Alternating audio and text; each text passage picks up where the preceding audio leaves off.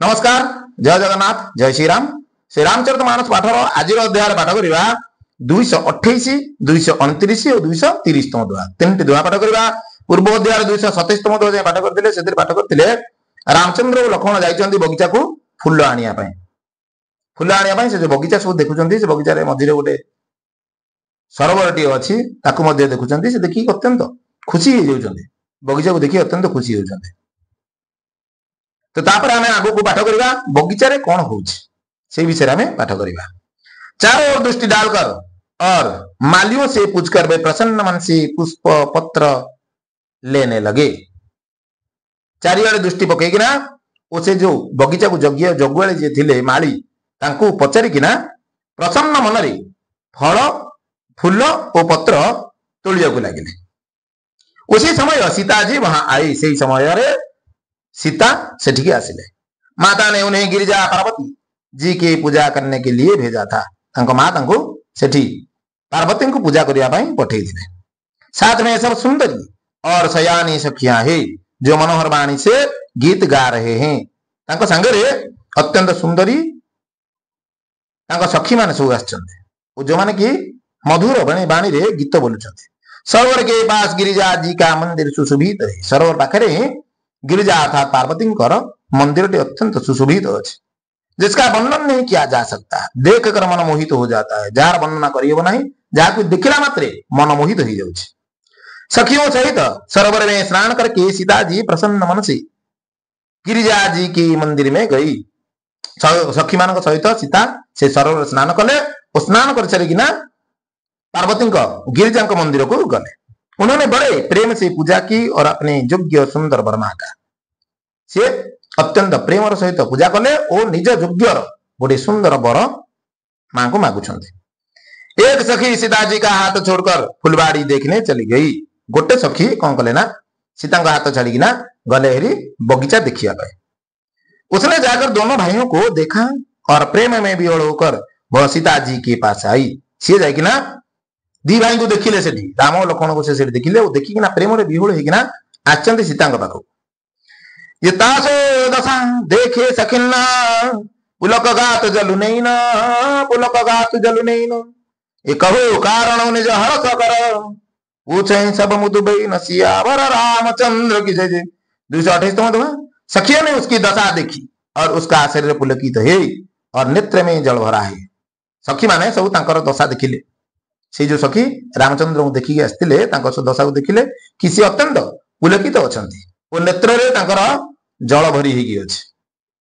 सब कोमल वाणी से पूछने लगी कि अपनी प्रसन्नता का कारण बता। समस्ते कोमल वाणी रे तांको पचारचंती कि तोरे प्रसन्नता धारी खुशी रा कारण टी कोन तू कह हमको। उसने कहा 2 राजकुमार बाग देखने आए हैं। किशोर अवस्था के हैं और सब प्रकार से सुंदर है। से कहूजे कि 2टा राजकुमार बगीचा देखिया पे आछंती। किशोर अवस्था अछंती और सब प्रकार सब दृष्टि देखियो गले सुंदर अट। वे सांवले और गोरे रंग के हैं। उनके सौंदर्य का मैं कैसे बखान करूं। से 2 जन जाक जने सांवला कलर रो और जने गोरा रंगर अटंती। तांकर सौंदर्य रो बखान करी हेबो नाही। वाणी बिना नेत्र की है और नेत्र बिना वाणी की है। वाणी अर्थात मुख बिना नेत्र रोटे ओ नेत्र बिना मुख रोटे। यह सुनकर और सीता जी के हृदय बड़ी बड़ी उत्कंठा जानकर सब सयानी सखियां प्रसन्न हुई। एक कथा सुनला मात्रे ही सीतांकर हृदय रे उत्कंठा जागृत हैला। एक कथा देखला मात्रे ही सब सखी माने अत्यंत खुशी हो जाते। तब एक सखी कहने लगी, हे सखी ये वही राजकुमार है जो सुना है कि कल विश्वामित्र मुनि के साथ आए हैं। तापर गोटे सखी से कहते कि ये से ही राजकुमार अटंते जे कि मु सुनिथिले विश्वामित्र मुनि को सहित आसीथिले और जिन्होंने अपने रूप की मोहिनी डालकर नगर के स्त्री पुरुषों को अपने बस में कर लिया है। वो जी के तांकर रूपर मोहिनी को पकईकिना नगर जति सब स्त्री पुरुष अच्छा समस्त को से वशवर्ती कर देते। जहां तहां सब लोग उन्हीं की छवि का वर्णन कर रहे हैं। जुआड़े देखो सियाड़े समस्ते तांकर ही रूपर चर्चा करुछंती।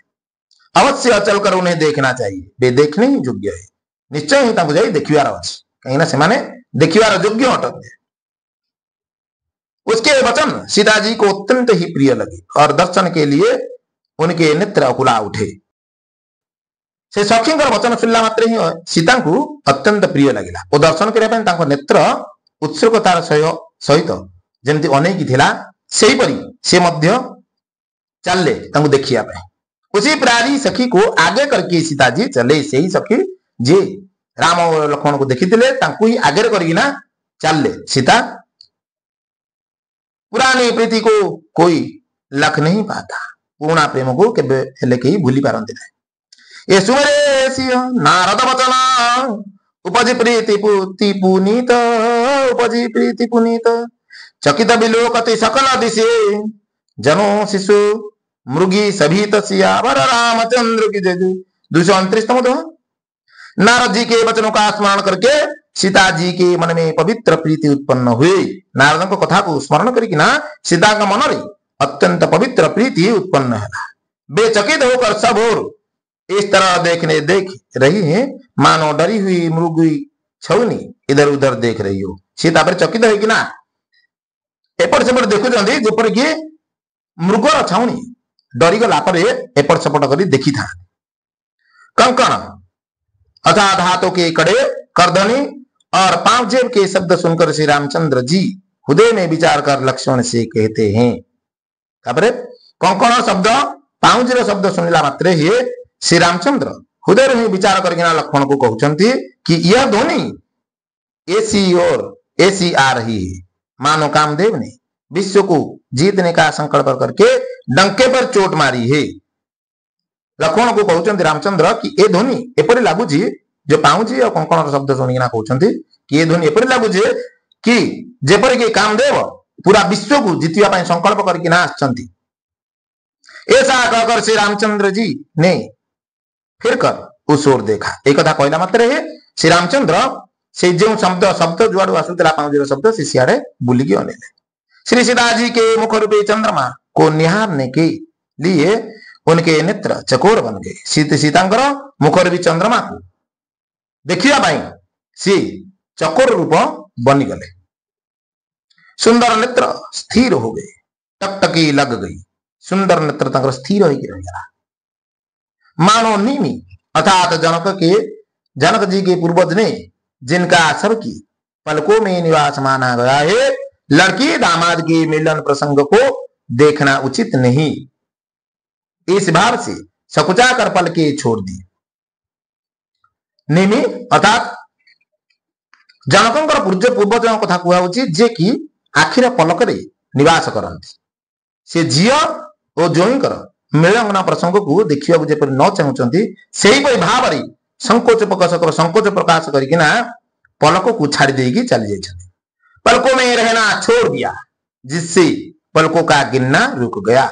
जेपर कि पलक पकेवा को छाड़ी चली गले जमती कि पलक आउ पड़ू ही नहीं। सीता जी की शोभा देखकर श्री राम जी ने बड़ा सुख पाया। सीता शोभा को देखिकिना श्री राम मध्य अत्यंत सुख हेले खुशी हेले। उदय में वे उसकी सराहना करते उदय से तार सीतांकर रूपर सराहना करछन्ते किंतु मुख से वचन नहीं निकलते किंतु तांको मुखरु किछि कथा बाहरु नहीं। बहुत शोभा ऐसी अनुभव ही मानो ब्रह्मा ने अपने सारी निपुणता को मूर्तिमान कर संसार के प्रकट करके दिया है। से शोभा एपरि अनुभव होते मानो जेपरि कि ब्रह्मा निजर सबु जाक निपुणता को मूर्तिमान कर संसार में प्रकट कर दी। वह सीता जी की शोभा सुंदरता को भी सुंदर करने वाली है। सही सीतांकर अत्यंत सौंदर्य को सुंदरता को मध्य सुंदर करला वाला उठे। वह ऐसे मालूम होती है मानो सुंदरता रूपी घर में दीपक की लौ जल रही है। कहा एपरी शोभायमान देखा जाता है जेपरि सुंदरता रूपी घरे दीपक गोटे जलुछि। अब तक सुंदरता रूपी भवन में अंधेरा था। एपर्यंत सुंदरता रूपी भवन रे अंधेरा ही थिला अंधार ही थिला। वह भवन मानो सीता जी की सुंदरता रूपी दीप शिखा को पाकर जगमगा उठा। से भवन मानो तो एपरिकी जेपरिकी सीतांकर सुंदरता रूपी दीप शिखा को पाइला मात्रे ही उज्जवल हो गला। पहले से भी अधिक सुंदर हो गया। पूर्व मध्य अधिक सुंदर हो गला। सारे उपमाओं को तो कवियों ने झूठा कर रखा है। सब प्रकार उपमा को कवि माने मिछर ही प्रकट करके रखी। मैं जनक नंदिनी श्री सीता जी की किससे उपमा दूं मु अर्थात एठी कवि कहउचंती तुलसीदास कहउचंती एठी कि मु जनक नंदिनी सीतांकर को उपमा रे तुलना करी एशिया शोभा हिया बरनी प्रभु आपने दशा विचारे बोले सुचि मन अनुजसन वचन समय अनुहारी सियावर रामचंद्र की जय 230 दुआ। इस प्रकार हृदय में सीता जी की शोभा का वर्णन करके और अपनी दशा को विचार कर प्रभु श्री रामचंद्र जी पवित्र मन से अपने छोटे भाई लक्ष्मण से समान कूल वचन बोले यहीपरि भाव हृदय सीताजी शोभा वर्णना करना ओ निजर दशा को विचार करना श्री रामचंद्र पवित्र मन रे निज सान भाई लक्ष्मण को समान कूल वचन कहते कौन कहते आम आसंता अध्याय पढ़ा। आज ये रखिली विषय वस्तु किपर लगिला राम और सीतांकर आखिरे आखि मिसी आज आखिरे आखि मिसी ओ मन मध्य मिसी तो आग को कौन हूँ आम पाठ करवा किपरि धनुष यज्ञ जाकिना धनु भांगुचंती और सीता वर्णमाला पिंधाउचंती से विषय रे आमे आसंता अध्याय पाठ करवा। आज ये रखिले विषय वस्तु किपर लगला आपण माने कमेंट रे निश्चय जणाइबे। रहिले जय जगन्नाथ जय श्री राम।